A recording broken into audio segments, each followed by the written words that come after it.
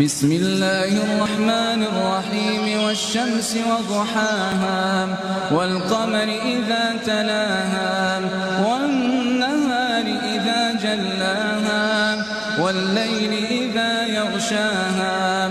والسماء وما بناها والأرض وما طحاها ونفس وما سواها فألهمها فجورها وتقواها قد أفلح من زكاها وقد خاب من دساها كذبت ثمود بطغواها إذ انبعث أشقاها فقال لهم رسول الله ناقة الله وسقياها فكذبوه فعقروها فدمدم عليهم ربهم بذنبهم فسواها